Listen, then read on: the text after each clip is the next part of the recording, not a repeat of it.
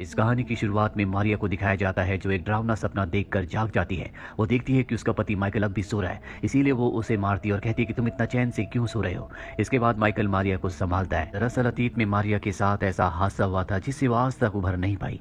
मारिया की एक बेटी भी है। इनके घर में इनके साथ एक हाउसकीपर भी रहती है। हालांकि ये घर एक संपन्न घर लगता है, लेकिन इस घर में बहुत सारे दुख है। एक दिन जब माइकल काम से घर वापस आता है तो उसकी हाउसकीपर बताती है कि मारिया सो रही है। वो मारिया के कमरे में जाता है, देखता है कि टीवी पर उसके घर का रिकॉर्डेड वीडियो चल रहा है जिसमें उसकी बेटी के साथ एक बेटा भी है। दरअसल मारिया का एक बेटा था जो अब इस दुनिया में नहीं रहा, और यही दुख मारिया के दिल में आज भी है। माइकल देखता है कि मारिया ने नींद की बहुत सारी गोलियां खा ली, इसीलिए वो उसे हॉस्पिटल ले जाता है, जहां मारिया को वो विजन आता है जिस वजह से उसके दिल में दुख है, जिसका गिल्ट आज तक उसे है। ये पूरा का पूरा परिवार हिंदुस्तान में रहता है, और एक दिन जब मारिया अपने बेटे और बेटी को लेकर कहीं जा रही थी तो इनकी गाड़ी एक तालाब में गिर जाती है। मारिया अपनी बेटी को तो बचा लेती है, लेकिन उसके बेटे का पैर फंस जाता है, जिस वजह से वो उसे बचा नहीं पाती। मारिया को लगता है कि उसकी बेटी की मौत उसकी वजह से हुई है, इसीलिए हमेशा वो गिल्ट में रहती है। और अब जब मारिया होश में आती है तो उसकी हाउसकीपर उसके पास आती है, जो एक हिंदुस्तानी लेडी है। वो मारिया से कहती है कि अगर तुम चाहो तो अपने बेटे से आखिरी बार बात कर सकती हो। दक्षिण भारत के जंगलों में एक ऐसा मंदिर है जहाँ पर जीवन और मृत्यु की रेखा बहुत कमजोर है,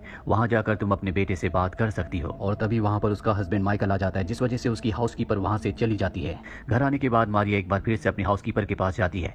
वो उसे बताती है कि अगर तुम अपने बेटे की आत्मा से बात करना चाहती हो तो मंदिर की सीढ़ियों पर तुम्हें अपने बेटे की राख को डालना होगा। इसके बाद तुम मंदिर के अंदर जाकर दरवाजे को अंदर से बंद कर देना, वहां पर तुम्हारे बेटे की आत्मा आएगी। चाहे तुम्हारा बेटा कुछ भी कहे, किसी भी कीमत पर मंदिर के दरवाजे को मत खोलना। ये एक ऐसा मंदिर है जहां पर कोई भी नहीं जाता, यानी कि इसे इंसानों ने अबेंडन कर दिया है। और अब मारिया अपने बेटे को आखिरी अलविदा कहना चाहती है, उससे आखिरी बार मिलना चाहती है, इसीलिए वो अपनी हाउसकीपर की बात मान जाती है। वो अपने बेटे की बॉडी का अंतिम संस्कार करवाती है और अपने हस्बैंड से झूठ बोलकर वो उस मंदिर की तरफ निकल पड़ती है जो जंगलों के बीच में है। जब वो उस जगह पहुंचती है तो देखती है कि चारों तरफ के पेड़ पौधे पूरी तरह से सूख चुके हैं। वो राख को मंदिर की सीढ़ियों पर डालकर मंदिर के अंदर जाकर दरवाजा बंद कर देती है। मंदिर के अंदर एक मूर्ति होती है जिसने अपने हाथों से अपने चेहरे को छुपा रखा होता है। और अब जब रात हो जाती है तो मारिया को उसके बेटे की आवाज सुनाई देती है जो कि दरवाजे की दूसरी तरफ होता है। मारिया अपने बेटे से कहती है कि मुझे माफ कर दो, उस दिन मैं तुम्हें बचा नहीं पाई। मारिया का बेटा कहता है कि आपकी उसमें कोई भी गलती नहीं है। मारिया कहती है काश मैं तुम्हें अपने गले लगा पाती। मारिया का बेटा कहता है कि आप लगा सकती हो, आपको बस दरवाजा खोलना है। मारिया कहती है कि मैं दरवाजा नहीं खोल सकती। उसका बेटा कहता है ठीक है, फिर मैं यहाँ से जा रहा हूँ। और इसके बाद वो यहाँ से चला जाता है। मारिया अपने बेटे से और भी बातें करना चाहती है, वो उसे आवाज देती है, लेकिन उसे कोई भी जवाब नहीं मिलता। परेशान होकर मारिया दरवाजा खोल देती है। वो देखती है कि बाहर कोई भी नहीं है, और जब वो जंगल की तरफ बढ़ती है तभी उसके सामने का घोरी आता है जो अजीब नजरों से उसे देख रहा होता है। उससे डरकर मारिया यहाँ से चली जाती है। वही मंदिर के अंदर हमें वही मूर्ति दिखाई जाती है जिसने अपने हाथों से अपने चेहरे को छुपा रखा था। दरअसल ये मृत्यु की देवी की मूर्ति है, और अब उसमें हलचल होना शुरू हो जाती है, यानी कि इस मूर्ति में, जो कि दरअसल एक मम्मी है, उसमें जान आना शुरू हो गई है। दूसरी तरफ हमें मारिया के घर में उसकी बेटी को दिखाया जाता है। जब वो खेल रही होती है तभी उसे बाहर से आवाज आती है, और जब वो बाहर जाती है तो देखती है कि वहां पर उसके भाई का, जिसकी मृत्यु हो चुकी है, उसका एक खिलौना है जिस खिलौने को ताबूत के साथ बंद कर दिया गया था। कुछ देर बाद मारिया भी घर आ जाती है, और रात को जब वो अपने हस्बैंड माइकल के साथ सो रही होती है तो इनके घर का डॉग जोर जोर से भौंक रहा होता है जैसे यहाँ पर कोई और भी है। अगली सुबह मारिया देखती है कि उसके बेटे के कमरे से आवाज आ रही है, और जब वो अपने बेटे के कमरे में जाती है तो देखती है कि वहां पर उसकी बेटी है। वो अपनी बेटी से पूछती है कि तुम किससे बात कर रही थी। वो कहती है मैं अपने खिलौने से बात कर रही थी। मारिया अपनी बेटी से कहती है कि अपने कमरे में जाओ, और जब वो इस कमरे से बाहर निकल रही होती है तभी ऊपर से एक बॉक्स नीचे गिरता है जिसमें से कुछ डाइस गिरते हैं, और उस डाइस पर उसके बेटे का नाम ओलिवर लिखा हुआ आता है। तो देखकर मारिया को शक होता है। वो अपनी बेटी के पास जाती है जो पियानो बजा रही होती है, और पियानो के ऊपर वहां उसे ओलिवर का वही खिलौना दिखता है जिसे उसके ताबूत के साथ दफना दिया गया था। यहाँ पर वो अपनी बेटी से पूछती है कि तुम किससे बात कर रही थी, और तभी अचानक से पियानो अपने आप ही बजना शुरू हो जाता है। मारिया की बेटी कहती है कि मैं ओलिवर से बात कर रही थी, वो वापस आ चुका है। ये सुनकर मारिया को अच्छा लगता है क्योंकि वो अपनी बेटी की आत्मा के साथ रहना चाहती है। रात को अपने बेटे के कमरे में जाती है और उसके खिलौने को वहां पर रख देती है, और तभी एक किताब नीचे गिरती है जिस पर लिखा होता है द जंगल बुक, जो कि मारिया के बेटे ओलिवर की फेवरेट कहानियों की किताब थी। वहां पर चेयर भी अपने आप ही शिफ्ट हो जाती है, लाइट चल जाती है, जिससे मारिया समझ जाती है कि उसके बेटे की आत्मा कहानी सुनना चाहती है, और वो अपने बेटे के लिए कहानी पढ़ना शुरू कर देती है। वही मारिया की जो हाउसकीपर है वो देखती है कि घर पर तुलसी का पौधा पूरी तरह से सूख चुका है, जो कि एक अशुभ संकेत है। साथ ही घर पर जो पक्षी होते हैं उनकी भी मृत्यु हो चुकी है।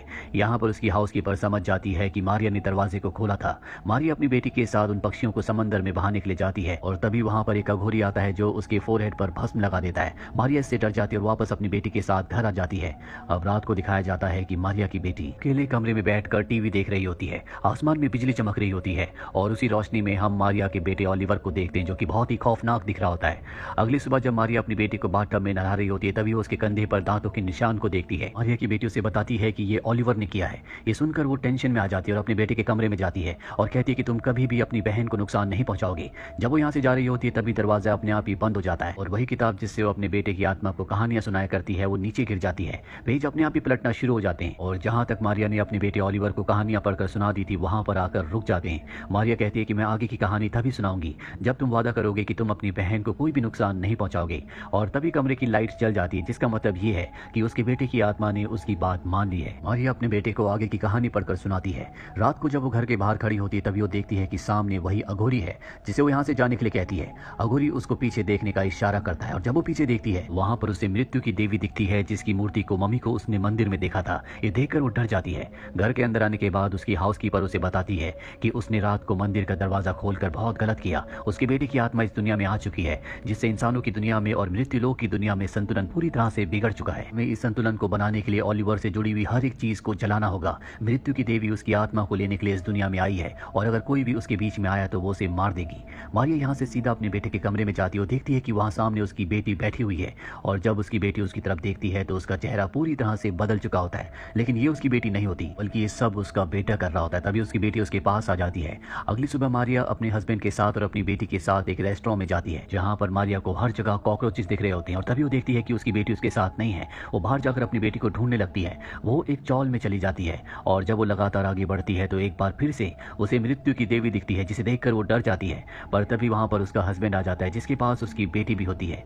मारिया अपनी बेटी को और हस्बैंड को गले से लगा लेती है। वहीं दूसरी तरफ मारिया के घर पर दिखाया जाता है जहां पर उसकी हाउसकीपर मारिया के बेटे ओलिवर का सारा सामान घर से बाहर रखकर उसे आग लगाना चाहती है। वो सारे सामान को इकट्ठा करती है और अंदर जब वो माचिस लेने के लिए जाती है तो दरवाजे अपने आप ही बंद हो जाते हैं। हाउसकीपर जोर से चिल्लाकर ओलिवर को दरवाजा खोलने के लिए कहती है। ओलिवर की आत्मा दरवाजा खोल देती है और इसके बाद वो बाहर आती है। वो माचिस से उसके सामान को जलाने की कोशिश करती है लेकिन माचिस जलती नहीं और तभी पीछे तालाब से एक बच्ची हाउसकीपर को आवाज लगाती है। दरअसल ये उसी की बेटी है जिसकी मृत्यु हो चुकी है और वो उसकी आवाज की तरफ बढ़ना शुरू कर देती है। लेकिन ये उसकी बेटी नहीं होती बल्कि ये ओलिवर की आत्मा होती है जो उसे विजन्स दिखा रही होती है और अब वो हाउसकीपर लगातार तालाब की तरफ बढ़ रही होती है। वहीं कुछ देर बाद जब मारिया अपने हस्बैंड और बेटी के साथ घर आती है तो देखती है कि ओलिवर का सारा सामान बाहर है। उसे ये भी पता चलता है कि उसकी हाउसकीपर की अब मृत्यु हो चुकी है।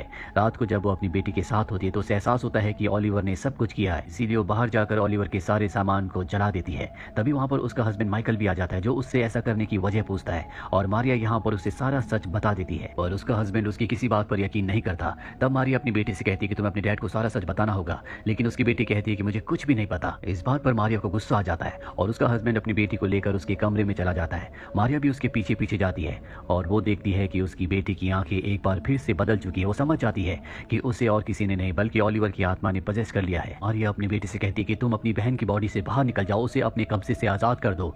ये सुनकर उसके हस्बैंड को लगता है कि उसकी दिमागी हालत खराब हो चुकी है, इसीलिए वो उसे कमरे में लॉक कर अपनी बेटी को लेकर नीचे आ जाता है और वो देखता है कि उसके घर के बाहर बहुत सारे अघोरी हैं। वो उन सबको वहां से जाने के लिए कहता है लेकिन कोई भी वहां से नहीं जाता, जिसके बाद वो अपनी बेटी को अपने डॉग के पास छोड़कर पुलिस को कॉल करता है। पर तभी उसे अपने डॉग के कराने की आवाज आती है। वो अपने डॉग के पास जाता है तो देखता है कि उसकी बेटी ने डॉग को मार दिया है। वो उस पर भी हमला करके उसे जख्मी कर देती है क्योंकि उसके अंदर ओलिवर की आत्मा है जो कि एक शैतानी आत्मा है। वही हमें दिखाया जाता है कि मारिया अब कमरे से बाहर आ चुकी है।